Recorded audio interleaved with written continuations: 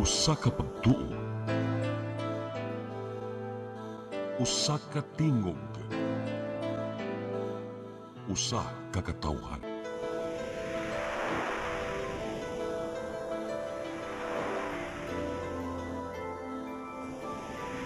Cebu Catholic Television Network.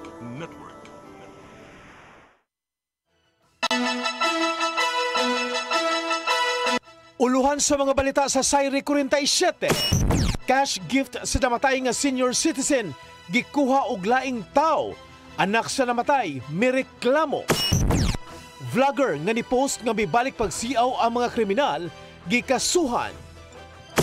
11 ka mga batanon nga nalambigit sa rambol sa dakbayan sa Bugo, gipa community service. Kanhi pintor og mekaniko nga nibalik pagpamaligya og shabu, nadakpan.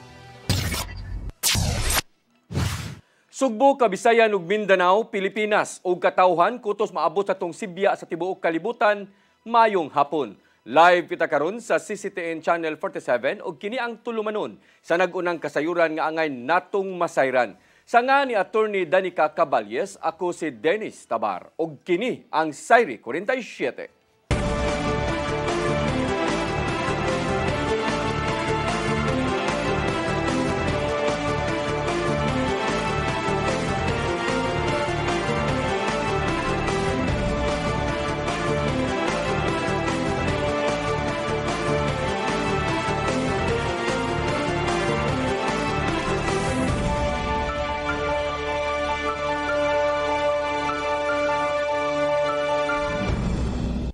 Ug karon sa kumpletong detalye sa atong mga balita, anak sa mitaliwan nga senior citizen sa dakbayan sa Lapu-Lapu nireklamo human nga adunay laing ni claim sa 1,000 pesos nga cash gift sa iya nga amahan. Formal na nga nagpadak og suwat ang reklamante sa buhatan ni Mayor Cindy Chan apan kapin na lang sa duha ka semana ang milabay apan wa gyapoy nakuhang tubag gikan sa lokal nga kagamhanan. Ang kasayuran ihatod ni Crystal Joy Filerca.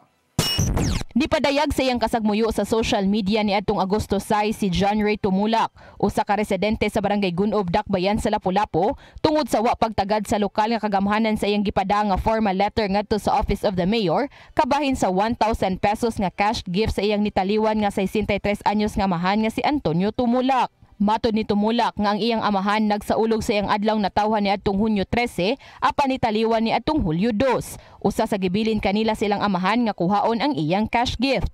Maong ni atong Hulyo 16 niadto siya sa Office of the Senior Citizens Affairs aron sa pagclaim niini apan siya gisultian nga dili na kini makuha tungod kay nitaliwan naman ang iyang amahan. Gitambagan siya nga moadto sa City Treasurer's Office mong iya kining giadto pagka Hulyo 18. Apan sa iyang pagbisita sa mong buhatan, dakong katingala niya nga aduna na ni-claim sa cash gift sa iyang amahan. Wala na daw ang ngalan sa akong papa. Wala na daw nga to kay gi-claim na daw.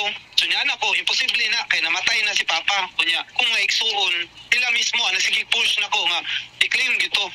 Para mapasidunggan na mo ang hangyo ni papa ba before namatay. So karon, itanaw nila nga to sa mga na-claim, pirma ba na-claim na. So nakita nila nga to nga si papa, i-claim na, itamarkan.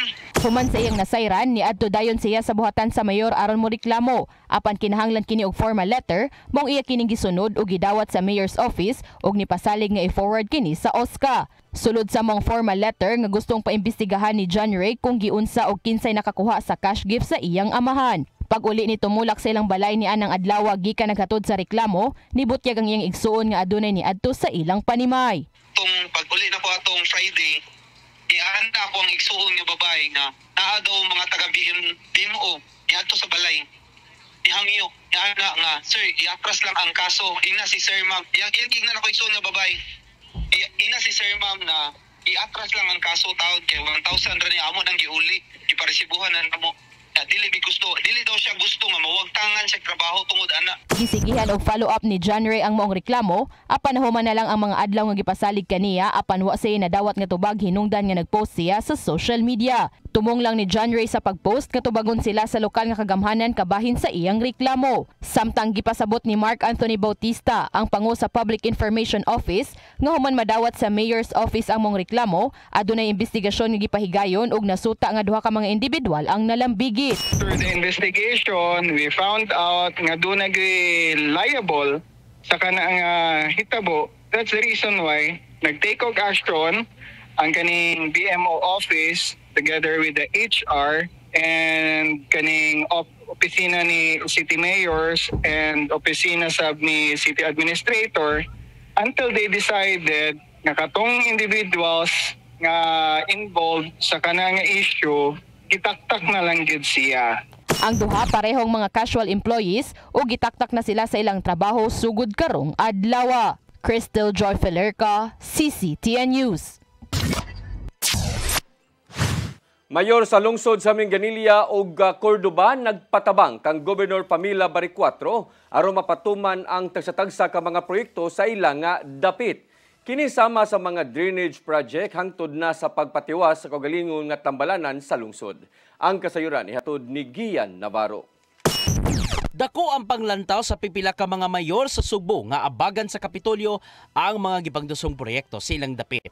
Usa na ninimo ang duha ka mga drainage system project nga ipatuman sa Barangay Kalahuan, lungsod sa Minglanilla.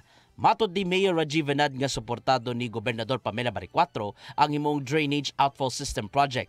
Pinagi sa pagpundo nini og kapin 61 million pesos. Kini aron kapanalipdan pa ang nagkagrabing pagbaha ngadto sa karsada, ilabi na nga nasinati ang sagunson nga pag-uwan.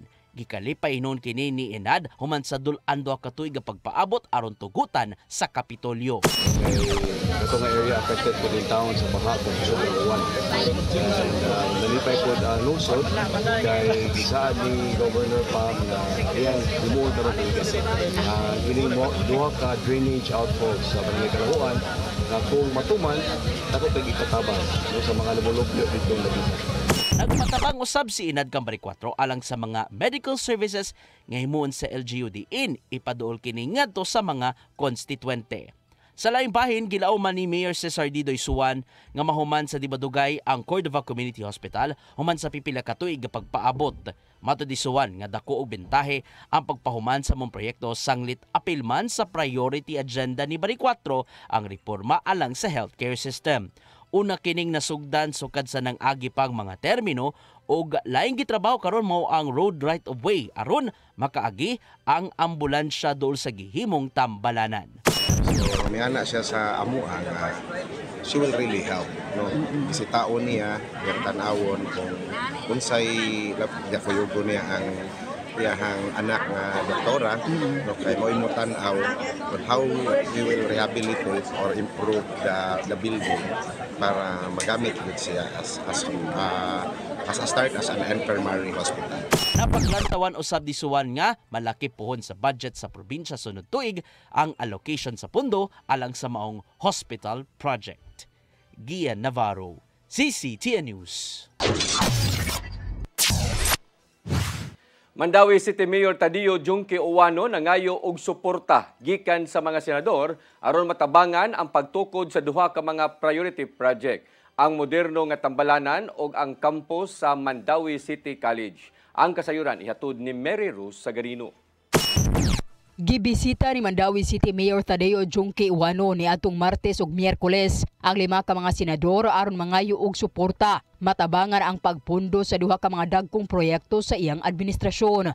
Kini ang bagong hospital nga giban-abanang magkantidad og 1 bilyon ka pesos og 500 milyon nga Mandawi City College campus sa Barangay Luok.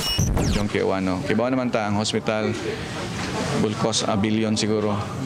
And Mandawi City Hospital also is big. So essentially katunduha gyud para sa Mandawi City Hospital and para sa Mandawi City College. So gibisita sa mayor ang mga senador kuyog sa iyang igsuon nga si Congresswoman Imari Lollipop Uwano Dizon. Okay man ang reception but di man ta ka-expect pila amount. Depende ra na sa mga senador nga gihangyo. Pila ilang mahatag. Matod ding malig-on nga dili igo ang budget sa syudad sa pagpahuman sa duha ka proyekto. Tungod aduna pay ubang panginahanglan ang syudad ug ubang mga programa. Sugdan ang duha ka dagkong proyekto sunod tuig gikan sa inisyal nga budget sa syudad o gikan sa buhatan sa iyang igsuon nga kongresista. Tinguha nga mahuman ang mga proyekto sa 3 ka tuig sud sa termino sa mayor. Gusto ni Uwano nga himuong operational ang mga building o gamiton ang matag andana nga makumpleto pagtrabaho. Mary Rose Sagarino, CCTN News. Mga motorista ni dagsa sa Land Transportation Office sa siyudad sa Mandawi aron mukuha og plaka. Kini bisan pa sa pagklaro sa ahensya nga wa pay deadline ang pagpatuman sa no plate no travel policy. Ang kasayuran ihatod ni Mary Rose Sagarino. Daang iyang foldable nga lingkuranan o sa si JR Labitad ang nilinya sa Land Transportation Office 7 sa Barangay Subang Dako, siyudad sa Mandawi kaganinang buntag. Nagtinguha nga makakuha sa iyang plaka. Miabot siya sa buhatan kapin alas 4 sa kadlawon apan sa pagtawag sa iyang pangan alas 11 kaganinang buntag. Giingnan nga ang iyang plaka na forward na sa iyang dealer sa siyudad sa Bugo. Matud ni Labitad nga gikan na siya miaging buwan sa iyang dealer apan giingnan nga magpaabot lang. Apan pagtan-aw ni Labitad sa LTO plate tracker, giingong ang iyang plaka anaa sa buhatan sa Subang Dako. Dismaya ganda kay lang ka ni absent lang utos trabaho para maka-ari lang diri.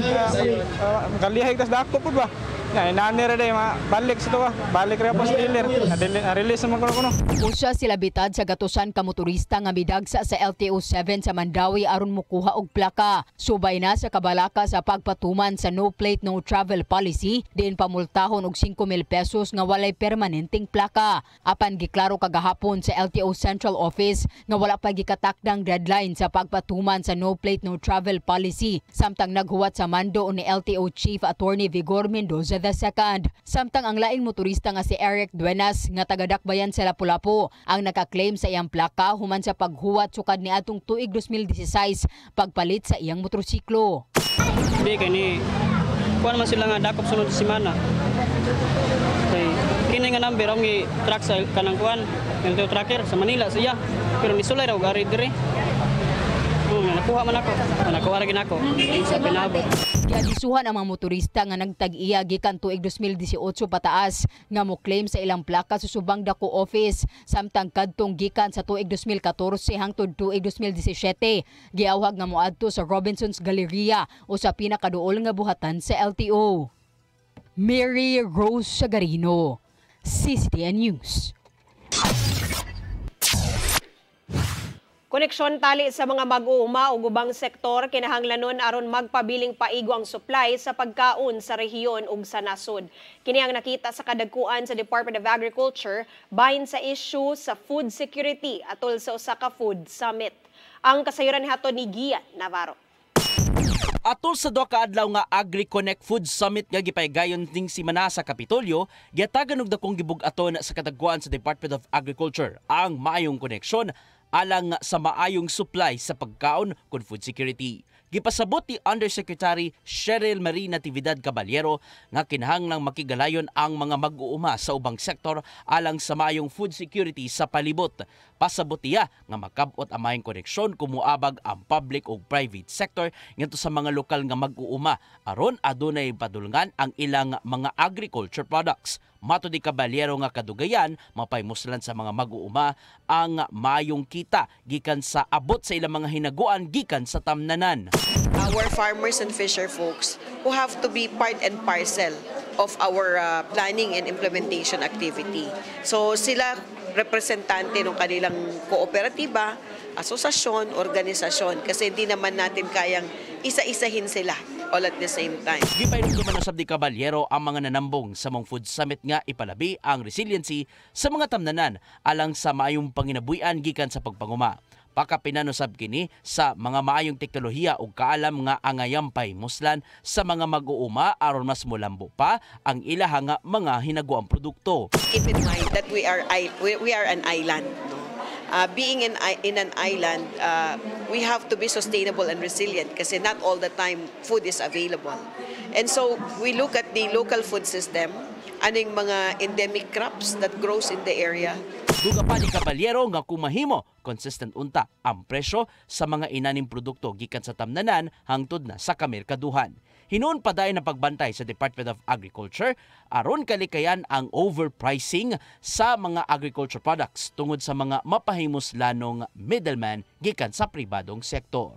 And number 3 is to connect them to markets and allow them to be able to diversify their income not only from on-farm but probably value addition. Navarro, CCTN News. Mosunod, Vlogger nga ni-post nga mibalik pagsiaw ang mga kriminal gikasuhan kana og daghan pa mga balita sa pagbalik sa Sayri 47.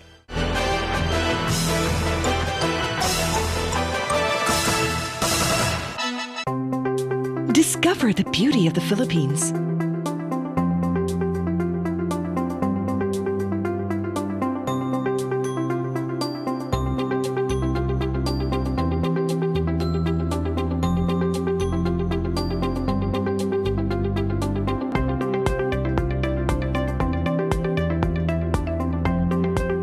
With Philippine Airlines, the country's flag carrier.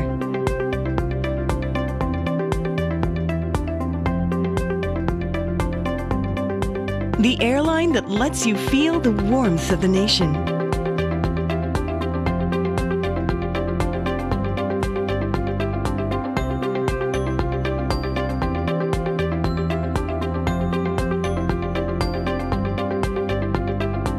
Mabuhay!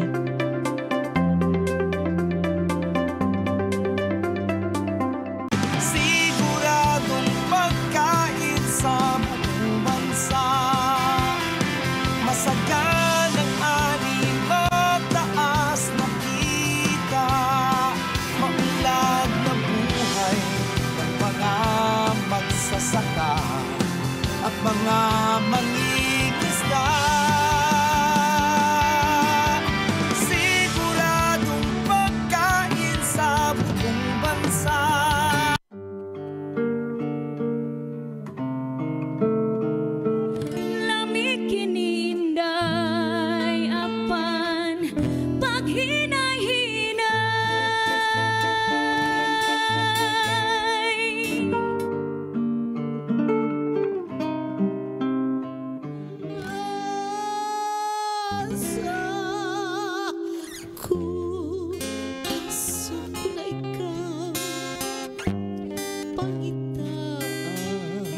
Karon kay ikaw day pinangka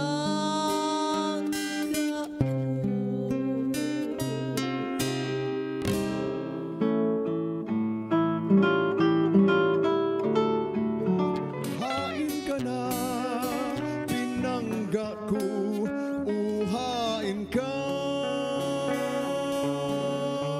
Awiton ko, patiun ko.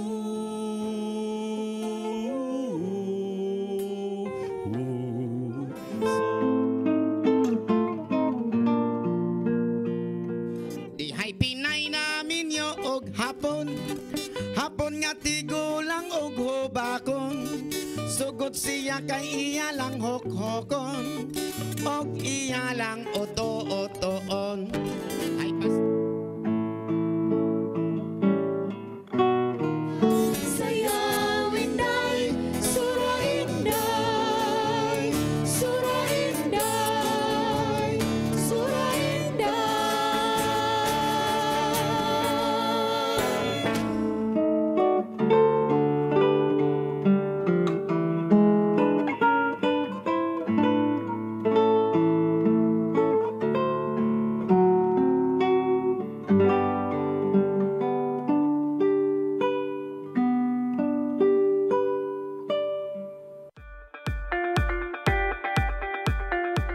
Congratulations! Nunito Tatay Dodong A. Lamchua, awarded as Cable TV Maverick, Father of Cable TV in the Philippines, given by Philippine Cable and Telecommunications Association Incorporated, PCTA, from Phil Products Group of Companies.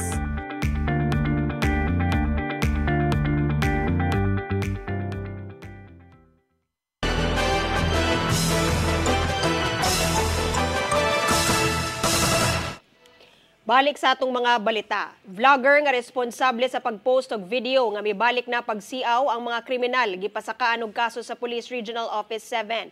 Nasuta nga dili tinuod nga adunay usa ka modern jeep nga nasakyan og duha ka wala mailhing lalaki ug nang labni og pasahero sa syudad sa Mandawi. Ang kasayuran ni hatod ni Arnold Bustamante. Gipasakaan gyud og kaso sa Philippine National Police ang usa ka vlogger nga mao'y nagpost sa iyang Facebook page labot sa usa ka video nga nagpakita sa duha ka mga lalaki nga dali mikanaog sa usa ka modern jeep nga iyang gipatuo nga dunay natabong insidente sa pagpanglab ni. Ang mao nga video miani kining daghang share sa Facebook ug mikomento nga mibalik na ang krimen nga nakapaalarma sa katawhan nga nakakita nini. Una kini nga nag-viral niadtong Hulyo 7, 2025 human nga daghang media outlet nga mi-repost ilang mga social media page gikan sa usa ka alias Jesly. Tungod nini dali nga mimando ang Police Regional Office 7 sa kapulisan sa Dakbayan sa Mandawi tungod kay unang gibutyag sa post nga nahitabo kini sa maong Dakbayan apan sa gihimong pakisusi na suta nga neto pa kining Mayo 8, 2025 nahitabo og dili sa maong syudad na natigayon ang insidente kun dili didto kini sa barangay Yati sa lungsod sa Liloan. Nakigalayon dayon ang Mandawi sa Police Office sa Liloan Municipal Police Station ubo sa jurisdiction sa Cebu Police Provincial Office ug nasubay nila nga dili tinuod ang maong nga mikatap nga video nga dunay insidente sa pangpanglab ni. Nahinabi sa mga pulis ang driver o konduktor sa modern jeep ug nasuta nga dunay nahitabong komosyon tali silang pasahero tungod sa away o walay nahitabong snatching.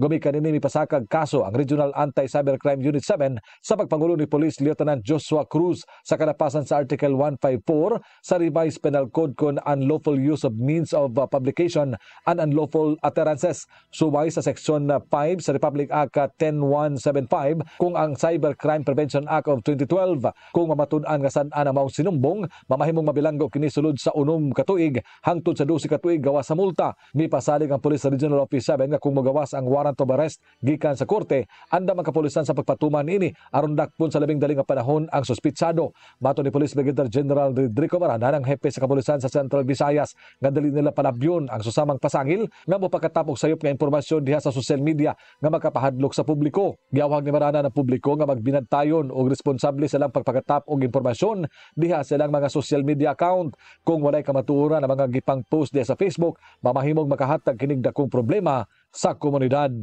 Arnold Bustamante, CCTV News. Gipaubo sa community service ang 11 ka mga batan-on nga nagrambol sa miaging gabi sa Barangay Carbon, Ciudad sa Bugo. Girescue sa kapulisan ang mga batan-on nga anaa sa 10 anyos hangtod 16 anyos nga pangidaron diin ang labay sila og mga botilya nga misangpot sa pagkaangol sa usa ka motorista. Matod sa Bugo City LGU nga mahimong manubag ang mga ginikanan sa balaod kung magpabadlong gihapon ang maong mga batan-on sa dalan. Tungod ni ini, pahugdan pa sa LGU ang curfew ordinance diin walay minor de edad ang tugutang makagawas gikan alas 10 sa gabi hangtod alas 4 sa kaadlawon. Mipasalig si Mayor Mayel Martinez nga padayunon sa LGU ang pagsubay sa mga lagda uban sa pagig-alayon sa tanang mga opisyal sa barangay. Presidente Bongbong Marcos Jr. ni umol og grupo aron makontrolar ang online gambling sa Pilipinas. Kini ang nahimong tubag human nanawagan ang mga kaobispuhan sa nasod nga iba na lang ang maong matang sa sugal. Ang kasayuran ni hatod ni Gian Navarro. Giumol ni Presidente Ferdinand Bongbong Marcos Jr. ang grupo nga muhimo og mga lagda bahin sa online gambling. Buot niyang ipaapil sa mga grupo ang mga kaobispuhan sa Pilipinas human siya nakabati sa ilang mga kahingawan sa maong issue. Kini mo ang yatag nga rason ni Marcos Jr. sa podcast interview kung nganong wa man gilakip sa nakalabay niyang State of the Nation address ang sulirang giatabang sa online gambling. Una ning ipaagi sa usa ka conference ang pagsulba dinhi ilabi na nga daghan ang mapektuhan kung hingpit hinuong iban among matang sa sugal. Danang nakita sa Catholic Bishops Conference of the Philippines nga daghang relasyon sa pamilya ang naguba human nagumon ng usa sa mga online gambling platforms. We have with online gambling in general, what is the problem we're trying to solve? What we're trying to solve is that na hindi hindi malubog sa utang ang mga hindi naman wala namang kaya pero napapasubo dahil sa sugal. Mga bata na natututo magsugal. Let's focus on that. Paano natin patitigilin yan? These are the things that we're going to examine and we will come up with a plan to make sure that we address the problem. Ang panakita ni Marcos Jr. nga naara di ay sa sakop sa pamilya ang problema ug dili ang mismong online gambling. Hinungdan nga sabutan kini sa managlayng sektor aron may muan og mga solusyon ug dili na mosamot pa. Nanawagan ni noon ng pipila ka mga kongresista kang Marcos Jr. nga mas mayong iba na lang ang online gambling. Apan daan ng himug-atan sa palasyo nga tun-an pa mismo sa presidente ang himuong mga lagda. Ilabi na nga mosangpot kini sa pagpaymos sa ubang illegal nga matang sa sugal kung did-an man sa gobyerno ang online gambling platforms. Online gaming, sige, mag-online gaming. Wala namang pera pumapasok dito sa Pilipinas, nandiyan sa labas lahat. Okay, so no problem. Sinabayan ba naman ng human trafficking, ng credit card scam, kung ano-ano na nangyayari, di ba? Yun ang naging problema. Yun ang naging problema, the illegal part of it. Ian Navarro, CCTN News. Gipahunong sa kagamhanan sa dakbayan sa Sugbo ang quarry operation sa bukirang bahin sa Barangay Poblasyon Pardo.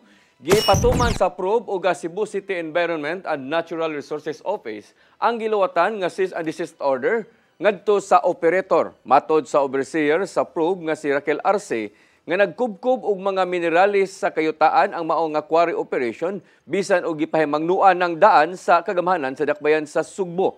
Nasayran nga 3 ka adlaw na lang nga giserve ang notice ngadto sa operator hangtod nga niresponde na lang ang mga sakop sa PROB og sindro sa bukirang dapit. Kini aron ipahibaw sa publiko nga mahimong isumbong ngadto sa city government kung magmagahi man sa gipatuman nga pagpahunong sa mao nga operation. Lapu-Lapu CDRRMO ni pahigayon og Disaster Resilient Infrastructure Forum karong adlaw. Tingwa sa forum nga makakuha og idea unsaon pagbuhat og balay nga gidisenyo sa mga daling maguba sa mga katalagman sama sa bagyo. Usa sa ilang giimbitar ang mga residente sa Kinatarkan Island sa lungsod sa Santa Fe nga nakasinati sa bagyong Yolanda ug karon nagpuyo na sa lig-on nga panimalay. Ang kasayuran ni Hato de Crystal Joy Pelerca. Nipahigayon og Disaster Resilient Infrastructure Forum karong adlaw ang Lapu-Lapu City Disaster Risk Reduction and Management Office.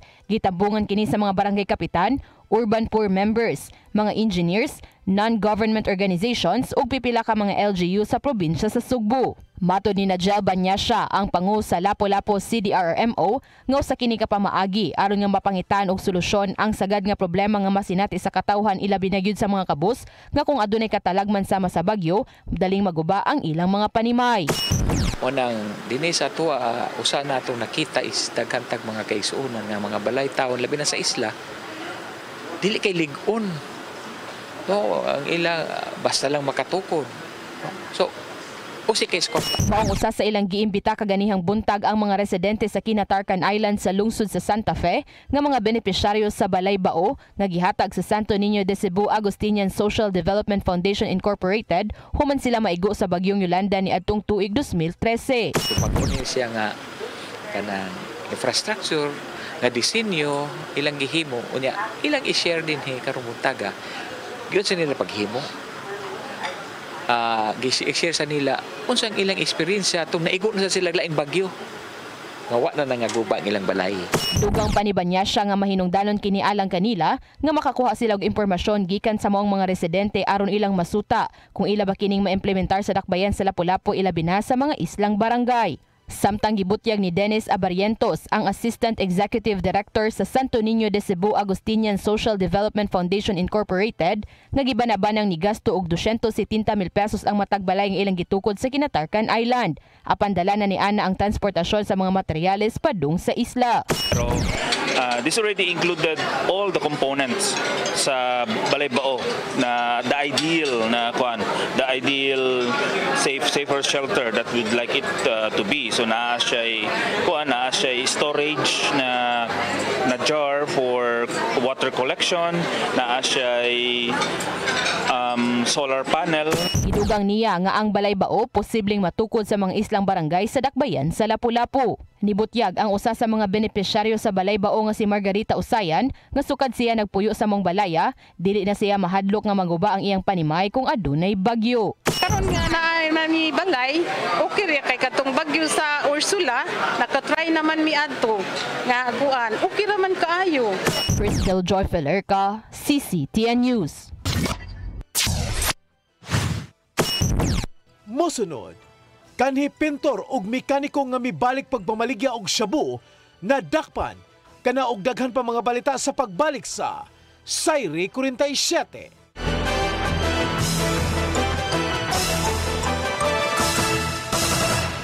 Press Briefing. Midweek reset. Real talk. From headlines to hot takes. This is Press Briefing, the show that has it all. Midweek, we cut through the noise and bring you the stories that actually matter. News, views, insider scoops, straight from the source. Right from the horse's mouth. Politics, public issues, community concerns, and controversy. We break it down. No filter, no filler. Press Briefing. Sharp, fearless, always relevant. Brought to you by the Cebu Press Club. Beyond the headlines, we are Cebu's voice. We are the voice of truth and reason in every town, in every season, with pens of light. We draw the line for justice, peace, and story spine. Cebu Press Club, our banner flies beyond the noise, beneath the skies. Integrity, our steadfast. This is our love. This is our community. Sing and rejoice. We are all a family. Praising the Lord. Hallelujah. Jesus Christ, praise the Lord. In the room of one. Heaven's getting come to thee. All the parties, love and sharing. Happiness and understanding. Unity and peace in the name of the Lord. Praise the Lord. Pray for it, all my brothers. Pray for it, all my sisters. We are all as one in the name of the Lord. 1, 2, 3, 4. Pray for it, all my brothers. Pray for it, all my sisters. We are all as one in the name of the Lord.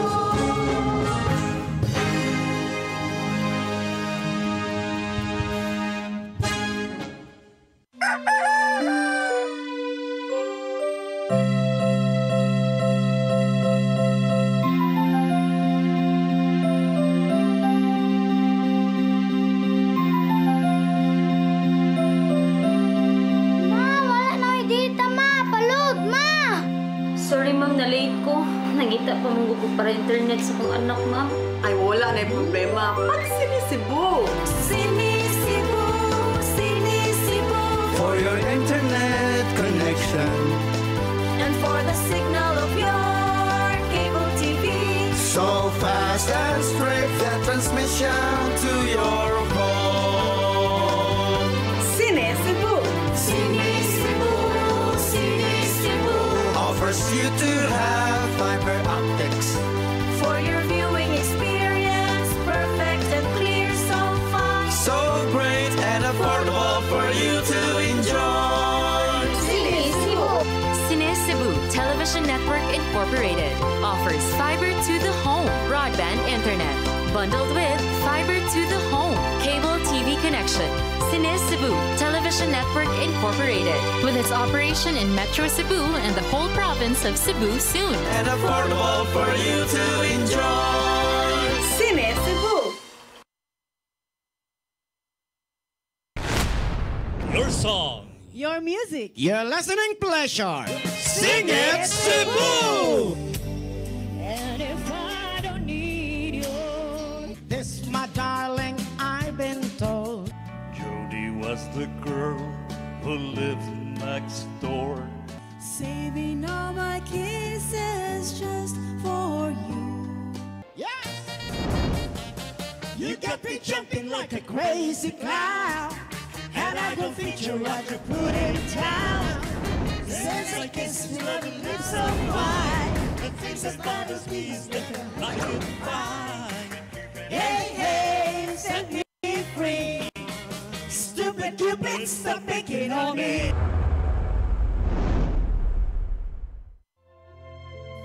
kinabuhi puno sa hagit. Sugpil na ka, Dri, ha? Ay, paginarte! Dita ka! Puno sa pangutana. Bata pa gani ka kayo? Nagpuyap-uyap na ka? Kinsa man ang mga sakitin nato din ay karon ha, kinsa! Kung sibuti mo'y pasabot, Daddy. Puno sa luha. Pagpili pa, ako nga imong anak o kanay imong mga babae. Kasuko.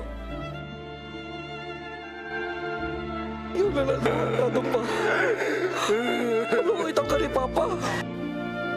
Apan bisan mangit-ngit pa ang imong kalibutan, aduna pa'y nagpahiping kahayag. Aduna ka pa'y kasumbungan. Mga laman, hanap na. Dear Tatay, Tunog na unlod na. Nganong handungan. Waylaing pagi aron masabtan nato ang Biblia. Kinanglan nga doon natay relasyon kang Hesus. Hangtod sa layan natong panaguban, daghang salamat. Shalom. Tunog na unlod na.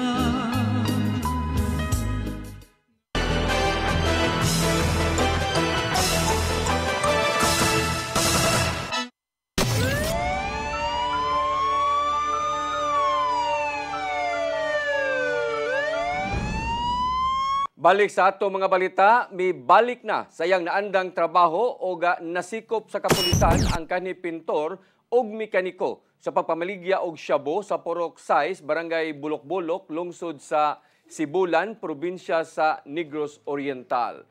Nasakmit gikan kang Darwin Batingal, 48 anyos alias Awing, ang usa ka high value individual nga dakong putos sa gituang shabu nga motimbang og 53.5 grams nga mo kantidad usab og 363,800 pesos.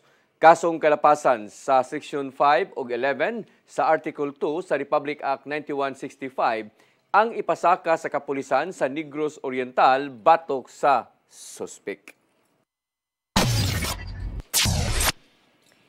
Misanong ang Vicente Soto Memorial Medical Center sa mando ni Presidente Bongbong Marcos Jr. nga zero balance billing policy ngadto sa mga pasyente.